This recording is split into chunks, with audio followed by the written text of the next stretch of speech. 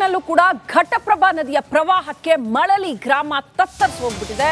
ಅಲ್ಲೂ ಕೂಡ ಸಿಕ್ಕಾಪಟ್ಟೆ ನೀರು ಬಂದು ಸಾಕಷ್ಟು ಅನಾಹುತ ಸಂಭವಿಸಿದೆ. ಮಳಲಿ ಅನ್ನುವಂಥ ಗ್ರಾಮ ಘಟಪ್ರಭಾ ಘರ್ಜಿಸ್ತಾ ಇದೆ ಅಂತಾನೆ ಹೇಳಬೇಕು. ಘಟಪ್ರಭಾದಿಂದಾಗಿ ಸಾಕಷ್ಟು ಭಾಗಗಳಲ್ಲಿ ಪ್ರವಾಹದ ಪರಿಸ್ಥಿತಿ ಉಂಟಾಗಿದೆ. ನೂರಾರು ಮನೆಗಳು ಇಲ್ಲೂ ಕೂಡ ಜಲಾವೃತ ಆಗಿಬಿಟ್ಟಿದೆ.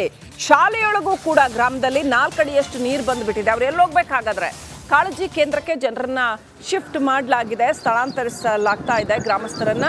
ಮುಧೋಳ ತಾಲೂಕದಲ್ಲಿ ಬರುತ್ತೆ ಈ ಮಳಲಿ ಗ್ರಾಮ. ಬಾಗಲಕೋಟೆ ಜಿಲ್ಲೆ ಮುಧೋಳ ತಾಲೂಕಿನ ಮಳಲಿ ಗ್ರಾಮ ಸಂಪೂರ್ಣ ನೀರು ತುಂಬಿಕೊಂಡ್ಬಿಟ್ಟಿದೆ.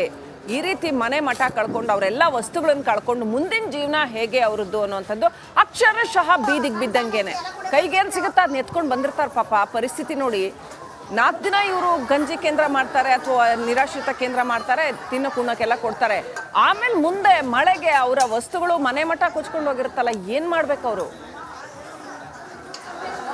ಏನು ಮುಧೋಳ ತಾಲೂಕಿನಲ್ಲಿರ್ತಕ್ಕಂಥ ಮಳಲಿ ಗ್ರಾಮದಲ್ಲಿ ನಾವೀಗಿದ್ದೀವಿ. ಮಳಲಿ ಗ್ರಾಮ ಇವತ್ತಿನ ದಿವಸ ಸಂಪೂರ್ಣವಾಗಿ ಜಲಾವೃತ ಆಗಿದೆ.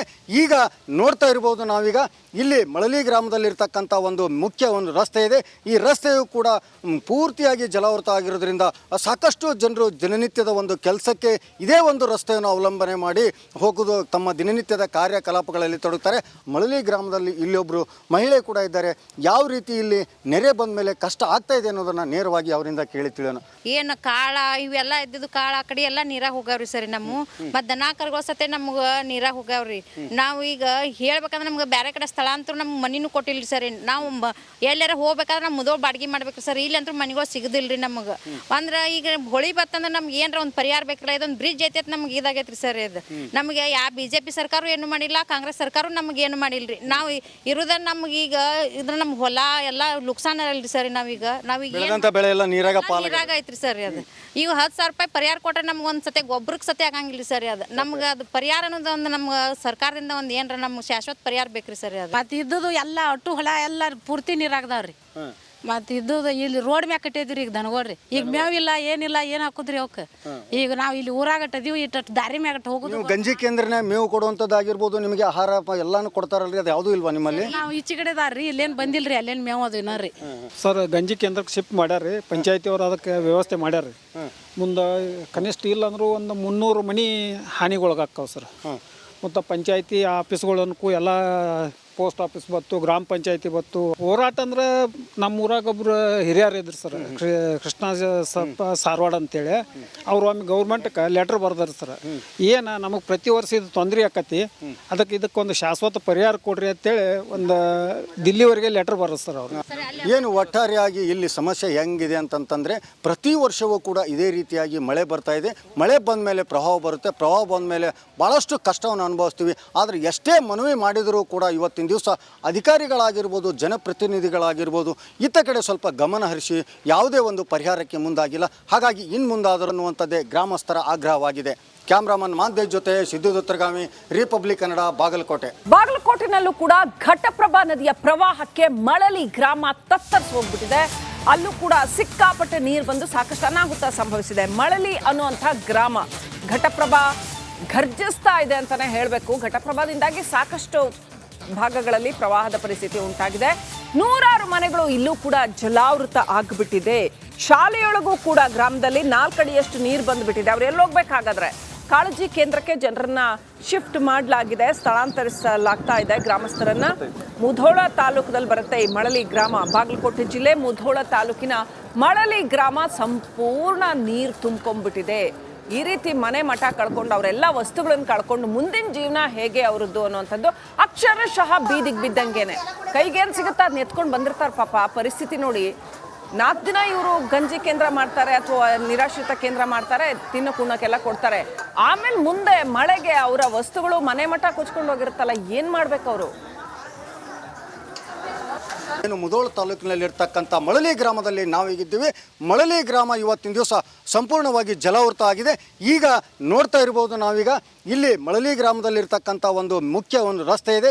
ಈ ರಸ್ತೆಯು ಕೂಡ ಪೂರ್ತಿಯಾಗಿ ಜಲಾವೃತ ಆಗಿರೋದ್ರಿಂದ ಸಾಕಷ್ಟು ಜನರು ದಿನನಿತ್ಯದ ಒಂದು ಕೆಲಸಕ್ಕೆ ಇದೇ ಒಂದು ರಸ್ತೆಯನ್ನು ಅವಲಂಬನೆ ಮಾಡಿ ಹೋಗೋದು, ತಮ್ಮ ದಿನನಿತ್ಯದ ಕಾರ್ಯಕಲಾಪಗಳಲ್ಲಿ ತೊಡಗುತ್ತಾರೆ.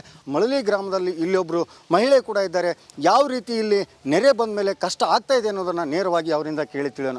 ಏನು ಏನು ಕಾಳ ಇವೆಲ್ಲ ಇದ್ದಿದ್ದು ಕಾಳ ಆ ಕಡೆ ಎಲ್ಲ ನೀರಾಗ ಹೋಗ್ಯಾವ್ರಿ ಸರಿ ನಮ್ಮ ಮತ್ತು ದನ ಕರ್ಗಳ ಸತೆ ನಮ್ಗೆ ನೀರಾಗ ಹೋಗ್ಯಾವ್ರಿ ನಾವು ಈಗ ಹೇಳ್ಬೇಕಂದ್ರೆ ನಮ್ಗೆ ಬೇರೆ ಕಡೆ ಸ್ಥಳಾಂತರ ನಮ್ಮ ಮನಿನೂ ಕೊಟ್ಟಿಲ್ಲ ಸರಿ ನಾವು ಎಲ್ಲಾರ ಹೋಗ್ಬೇಕಾದ್ರೆ ನಮ್ಮ ಮುದೋಳು ಬಾಡಿಗೆ ಮಾಡ್ಬೇಕು ಸರ್ ಇಲ್ಲಂತೂ ಮನೆಗಳು ಸಿಗೋದಿಲ್ರಿ ನಮಗೆ ಅಂದ್ರೆ ಈಗ ಹೊಳಿ ಬತ್ತಂದ್ರೆ ನಮ್ಗೆ ಏನಾರ ಒಂದು ಪರಿಹಾರ ಬೇಕಲ್ಲ ಇದೊಂದು ಬ್ರಿಡ್ಜ್ ಐತೆ ನಮ್ಗೆ ಇದಾಗೈತ್ರಿ ಸರ್ ಇದು ನಮಗೆ ಯಾವ BJP ಸರ್ಕಾರ ಏನು ಮಾಡಿಲ್ಲ ಕಾಂಗ್ರೆಸ್ ಸರ್ಕಾರ ನಮ್ಗೆ ಏನು ಮಾಡಿಲ್ರಿ ನಾವು ಇರೋದ ನಮ್ಗೆ ಈಗ ಇದ್ರ ನಮ್ಮ ಹೊಲ ಎಲ್ಲ ನುಕ್ಸಾನ ಅಲ್ರಿ ಸರ್ ನಾವೀಗ ಬೆಳೆ ಎಲ್ಲ ನೀರಾಗ ನೀರಾಗ ಐತ್ರಿ ಸರ್ ಅದು ಈಗ 10,000 ರೂಪಾಯಿ ಪರಿಹಾರ ಕೊಟ್ರೆ ನಮ್ಗೆ ಒಂದು ಸತಿ ಗೊಬ್ಬರಕ್ಕೆ ಸತಿ ಆಗಂಗಿಲ್ಲ ಸರ್ ಅದು ನಮ್ಗೆ ಅದು ಪರಿಹಾರ ಅನ್ನೋದು ಒಂದು ನಮ್ಗೆ ಸರ್ಕಾರದಿಂದ ಒಂದು ಏನಾರ ನಮ್ಗೆ ಶಾಶ್ವತ ಪರಿಹಾರ ಬೇಕ್ರಿ ಸರ್ ಅದು ಮತ್ತು ಇದ್ದದು ಎಲ್ಲ ಒಟ್ಟು ಹೊಲ ಎಲ್ಲ ಪೂರ್ತಿ ನೀರಾಗ್ದಾವ್ರಿ ಮತ್ತು ಇದ್ದದು ಇಲ್ಲಿ ರೋಡ್ ಮ್ಯಾಗ ಕಟ್ಟಿದ್ರಿ ಈಗ ದನಗೋಡ್ರಿ ಈಗ ಮೇವಿಲ್ಲ ಏನಿಲ್ಲ ಏನು ಹಾಕುದ್ರಿ ಅವಕ್ಕೆ ಈಗ ನಾವು ಇಲ್ಲಿ ಊರಾಗಟ್ಟದೀವಿ ಇಟ್ಟು ದಾರಿ ಮ್ಯಾಗಟ್ಟ ಹೋಗುದು ನೀವು ಗಂಜಿ ಕೇಂದ್ರನೇ ಮೇವು ಕೊಡುವಂಥದ್ದಾಗಿರ್ಬೋದು ನಿಮಗೆ ಆಹಾರ ಎಲ್ಲಾನು ಕೊಡ್ತಾರಲ್ರಿ ಅದು ಯಾವುದೂ ಇಲ್ವಾ ನಿಮ್ಮಲ್ಲಿ ನಾವು ಈಚೆ ಕಡೆ ಅದಾರ್ರಿ ಇಲ್ಲೇನು ಬಂದಿಲ್ರಿ ಅಲ್ಲೇನು ಮೇವು ಅದು ಇನ್ನರಿ ಸರ್ ಗಂಜಿ ಕೇಂದ್ರಕ್ಕೆ ಶಿಫ್ಟ್ ಮಾಡ್ಯಾರ್ರಿ ಪಂಚಾಯತಿ ಅವ್ರು ಅದಕ್ಕೆ ವ್ಯವಸ್ಥೆ ಮಾಡ್ಯಾರ್ರಿ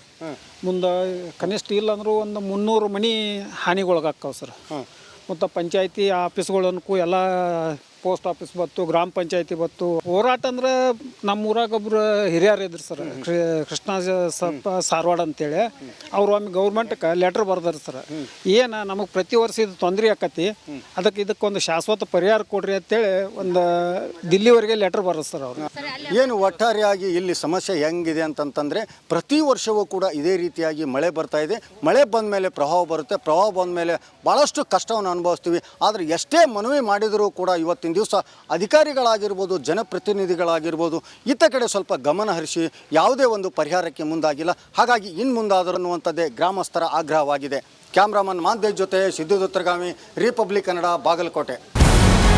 ನಮಸ್ಕಾರ, ಕರ್ನಾಟಕ ಪ್ರೈಮ್ ಟೈಮ್ಗೆ ಸ್ವಾಗತ. ನಾನು ಜಯಪ್ರಕಾಶ್ ಶೆಟ್ಟಿ. ಇಡೀ ಕರ್ನಾಡು ಇವತ್ತು ರೆಬೆಲ್ ಆಗಿ ನಿಂತಿದೆ. ಈ ಹಗರಣಗಳನ್ನು ಸದನದಲ್ಲಿ ಪ್ರಸ್ತಾಪ ಮಾಡಲು ಕೂಡ ಕಾಂಗ್ರೆಸ್ ಹಿಂದೇಟು ಹಾಕಿದ್ದೇಕೆ? ನಿಮ್ಗೆ ಸಂಬಳ ಅದಕ್ಕೆ, ನಿಮಗೆ ವಾಹನ ಅದಕ್ಕೆ, ನಿಮಗೆ ವೆಪನ್ ಅದಕ್ಕೆ, ನೀವು ಅದನ್ನು ಸೆರೆ ಹಿಡಿಬೇಕಾಗಿತ್ತು. ನೀವು ವಿದ್ಯುತ್ ಬರ ಇದೆ ಅಂತ ಹೇಳ್ತಾ ಇದ್ದೀರಿ, ಎಲ್ಲಿ ಬರ ಇದೆ ನೀವು ಹೇಳಬೇಕು. ಪಾಕಿಸ್ತಾನ್ ಆಕ್ಯುಪೈಡ್ ಕಾಶ್ಮೀರ್ ಅದು ಎಂದೆಂದಿಗೂ ನಮ್ಮದು. 40 ಮೆಷಿನ್ಗಳು ತಂದಿತ್ತು ನೋಟ್ ಎಣಿಸುವುದಕ್ಕೆ, ಅದೇ ಹಾಳಾಗಿದೆ. ಮಥುರಾದ ಗಲಾಟೆ ಇದೆಯಲ್ಲ, ಅದು ಸ್ಥಳೀಯವಾಗಿ ಕೂತು ಪರಿಹರಿಸಬಹುದಾದಂಥ ಕಾನೂನಿದೆ. ಗ್ಯಾರಂಟಿ ಯೋಜನೆಯಿಂದ ನಷ್ಟ ಆಗಿದೆ, ಲಾಭ ಆಗಿದೆ, ದಯವಿಟ್ಟು ಹೇಳಿ. Dawood Ibrahim most wanted criminal ಯಾವಾಗಾದ ಅಂದರೆ ಇಲ್ಲಿ ತನಕ ಭಾರತ ದೇಶದಲ್ಲಿ ಓರ್ವ ದಲಿತ ಪ್ರಧಾನಿಯಾದಂಥ ಇತಿಹಾಸವೇ ಇಲ್ಲ. ರಿಪಬ್ಲಿಕ್ ವರ್ಲ್ಡ್ ಆಪ್ ಇದು ಕೇವಲ ಅಪ್ಲಿಕೇಶನ್ ಅಲ್ಲ, ಸಮಗ್ರ ಸುದ್ದಿಗಳ ಸಂಪರ್ಕ ಮಾರ್ಗಕ್ಕೆ ಕ್ರಾಂತಿಕಾರಿ ಬದಲಾವಣೆ.